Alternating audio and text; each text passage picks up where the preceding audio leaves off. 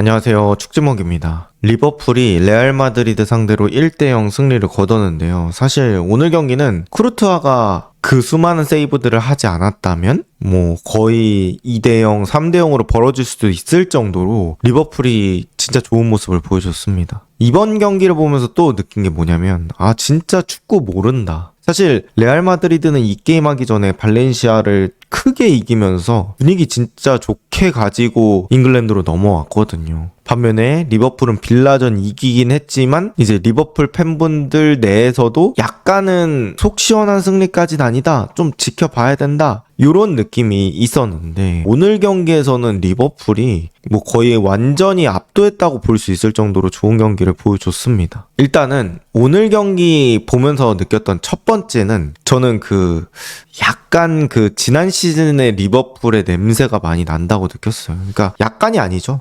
거의 지난 클롭 축구의 슬롯 향을 첨가한 그런 냄새가 많이 났습니다. 리버풀 경기 지난 시즌에 제가 많이 봤거든요, 라이브로. 그러니까 거기서 느껴지는 느낌이 있어요. 전술이 뭐고 선수가 어떻고 이걸 얘기하기 떠나서 그냥 경기를 보면 느껴지는 압박감이 있거든요. 이 압박을 견뎌낼 수 있는 팀이 있을까? 이걸 이겨낼 수 있는 팀이 있을까? 요런 느낌이 있었는데 그런 느낌이 오늘 경기에서 제대로 재현이 됐다. 이렇게 볼 수 있을 것 같아요. 일단 그래서 리버풀이 당장 이전 빌라전에서도 이런 느낌으로 경기를 가져왔고 또 이번 경기에서도 24-25 느낌으로 경기를 가져왔기 때문에 이제는 다시 리버풀이 방향을 이쪽으로 잡아야 되나? 차라리 이 틀로 가져가면서 비르츠나 이삭, 에키티케, 케르케즈, 프림퐁 이런 이적생들을 적응시켜야 되나? 라는 생각이 들 정도로 오늘 리버풀의 그런 경기력, 에너지 레벨 이런 것들이 아주 좋았습니다. 일단 오늘 경기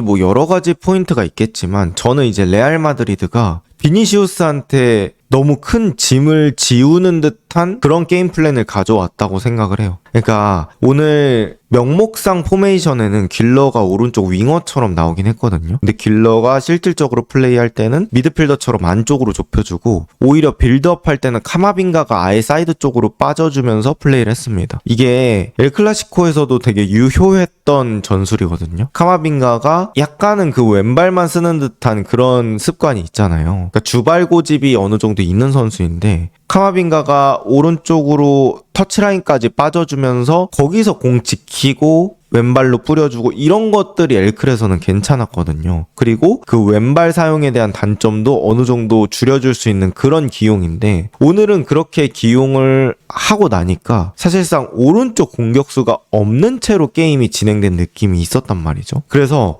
음바페도 어떻게 보면 왼쪽 성향의 그런 플레이를 많이 하잖아요. 비니시우스도 마찬가지고 벨링엄도 오늘은 왼쪽 메잘라 같은 느낌으로 게임을 했기 때문에 레알 마드리드의 공격이 거의 왼쪽에 치중된 느낌이 있었다. 근데 제가 비니시우스와 음바페 두 명의 합이 좋다고 느꼈을 때는 서로 위치를 좀 바꾸면서 스위칭이 많이 일어날 때 좋다고 느꼈었거든요. 근데 오늘 경기에서는 그냥 음바페가 공 몰고 가다가 비니시우스 발밑에다가 주고 비니시우스가 돌파할 때 중앙에서 뭔가 기다리는 듯한 중앙에 그냥 서 있는 듯한 느낌이 많았어요. 예를 들어서 비니시우스가 안으로 공을 가지고 들어온다고 했을 때는 음바페가 등 뒤로 돌아준다든지 아니면 둘이 2대1 패스를 많이 시도한다든지 음바페가 하프 스페이스로 빠진다든지 그런 여러 가지 패턴들이 나오지 않았다 라고 생각을 합니다. 그냥 단순했어요. 음바페가 비니시우스 주고 비니시우스가 공 잡아서 그런 것들을 해결해야 되는. 그러면 경기 양상은 어떻게 보면 되게 단순해지죠. 비니시우스가 1대1을 성공시키느냐 못하느냐, 비니시우스가 리버풀 선수들을 끌어당길 수 있느냐 못하느냐. 결국 비니시우스의 1대1이 통해야지만 좋은 장면이 나올 수 있는 느낌으로 게임이 진행됐단 말이죠. 근데 결과론적으로는 이러한 비니시우스 몰빵 느낌의 전술이 실패가 됐다고 볼 수 있을 것 같습니다. 왜? 바로 브래들리라는 선수의 존재 때문이죠. 오늘 브래들리 커리어 통틀어서 가장 좋은 경기 중에 하나가 아니었을까라는 생각이 듭니다. 비니시우스가 진짜 공간 있고 속도 가져가면은 그걸 따라잡을 선수가 별로 없어요. 근데 브래들리가 비니시우스한테 속도면 속도, 또 그런 페이크도 잘 안 걸리고 심리전에서도 상당히 우위에서 게임을 많이 했습니다. 그리고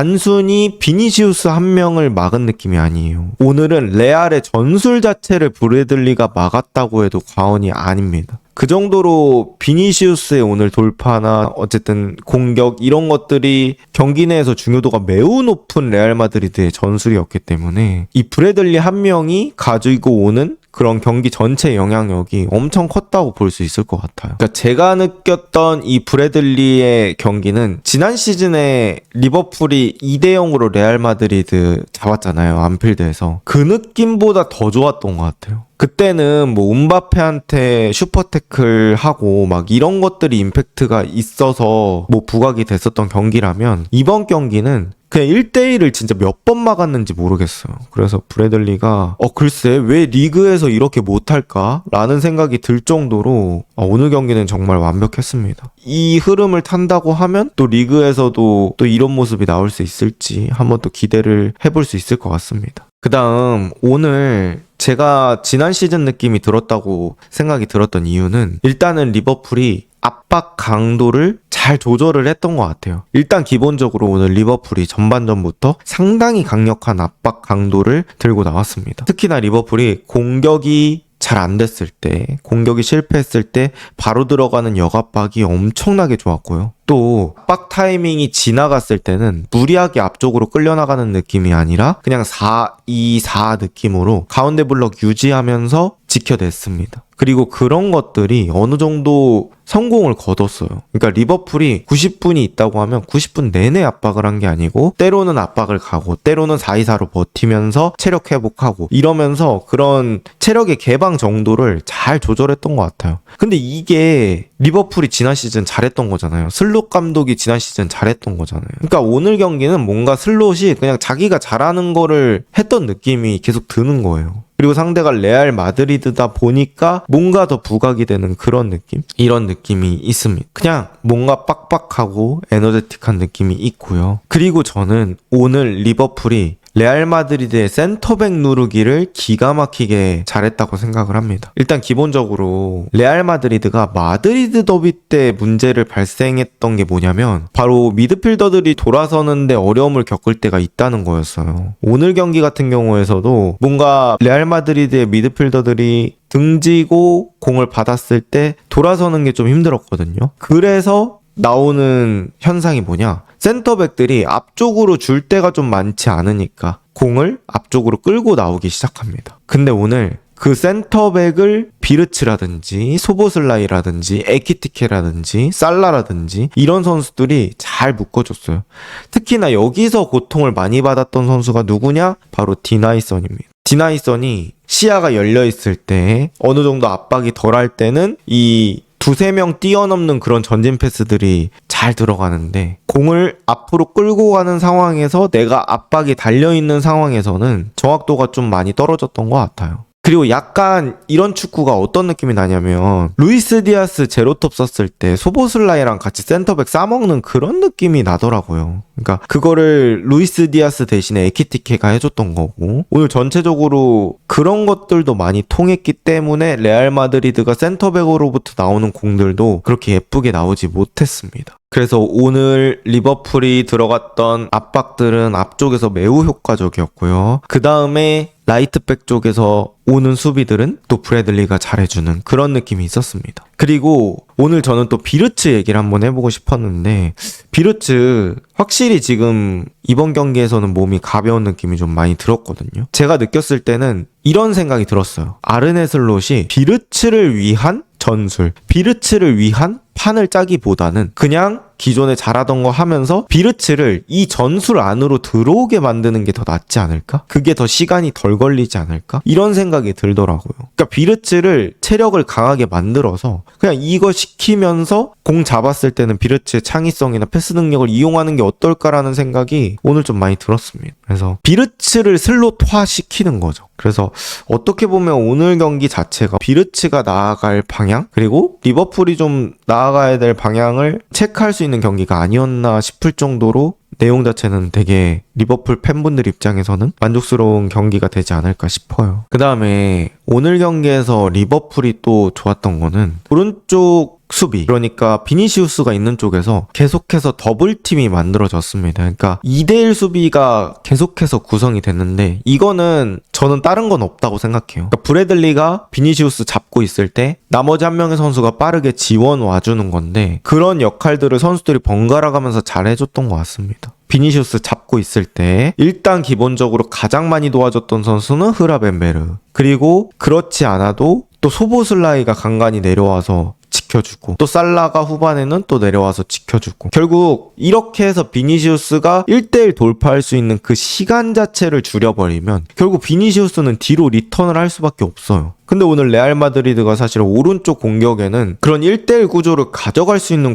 구조가 아니었죠. 길러는 어차피 안에서 들어와서 하는 거고 카마빈가는 윙어가 아니기 때문에 결국에는 오른쪽에서는 뭔가 소유하면서 다시 왼쪽으로 넘어갈 수 있는 그런 구조가 됐단 말이죠. 그런 상황에서 리버풀이 계속 오른쪽에 대한 수비만 강화를 하면 레알 마드리드의 공격이 막히는, 어떻게 보면은 이 왼쪽에만 공격이 계속 지속이 되니까 리버풀이 대처를 좀 더 유연하게 쉽게 할 수 있지 않았나라는 생각이 저는 좀 있습니다. 그리고 저는 이런 더블팀, 그러니까 2대1 수비는 지난 시즌에 리버풀이 막 맨시티전에서 도쿠 막을 때 그럴 때 되게 많이 경험해봤다고 생각해요. 그때 이제 라이트백이 트렌트였으니까 트렌트가 지키고 있을 때 뚫리더라도 또 가운데 쪽에서 센터백들 반다이크나 코나테가 컵백이 들어올 위치에 서 있으면서 내려앉은 수비에서 또 장점을 보여줬던 장면들이 있잖아요. 그래서 오늘은 그런 모습들까지 확인할 수 있었던 그런 경기였다 라고 볼 수 있을 것 같고요. 그리고 이런 축구에서 진짜 중요했던 선수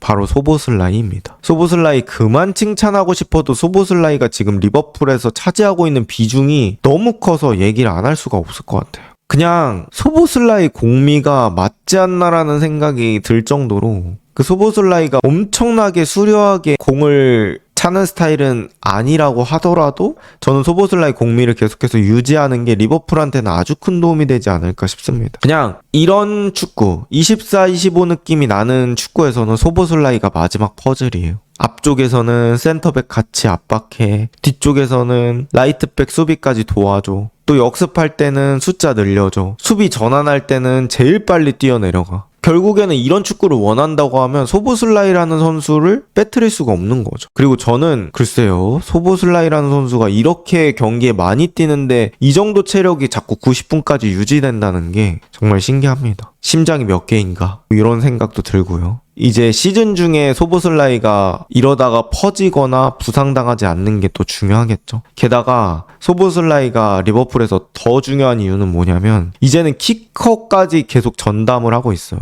오늘도 어쨌든 간 맥칼리스터한테 좋은 어시스트 해준 것 보면은 이 소보슬라이라는 선수가 킥도 되고 뭐 중거리 때릴 때도 그렇고 전환 상황에서도 절대 뺄 수 없고 그냥 여러 가지로 리버풀에서는 상당히 소중한 선수라고 볼 수밖에 없다. 이렇게 얘기를 해야 될 것 같습니다. 그 다음에 이제 레알 마드리드 얘기를 좀 해볼게요. 레알 마드리드는 오늘 최고의 선수는 당연하게도 쿠르투아입니다. 쿠르투아 일단 여러 가지 세이브들이 있었는데 저는 이해가 좀 안 갔던 건 처음에 그 소보슬라이 슈팅 막은 거예요. 그거는 진짜 어떻게 막았지 싶을 정도로 좋은 세이브였습니다. 그리고 일단 쿠르투아가 팔이 진짜 길어요. 그러니까 팔이 기니까 스텝을 한 번 덜 밟아도 되거든요. 그러니까 쿠르투아만큼 길지 않다면 한 발, 두 발 간 다음에 점프를 뛰어야 되는데 쿠르투아는 자기가 팔도 길고 몸도 기니까 그냥 그 자리에서 뛰어도 공을 쳐낼 수 있는 거예요. 그러면 세이브 타이밍 잡기에 훨씬 더 수월하죠. 뭐 그런 것도 있고 그 다음에 이제 코너킥에서 헤더 몇 번을 막았는데 사실 여러분들 그게 뭐 아무리 정면이라고 하더라도 그거 반응하는 거 쉽지 않아요. 왜냐? 공이 엄청 가깝기 때문이죠. 근데 쿠르투아가 그걸 계속 반응 속도로 쳐낸 그런 모습들을 보면은 약간 리버풀 팬분들 입장에서는 예전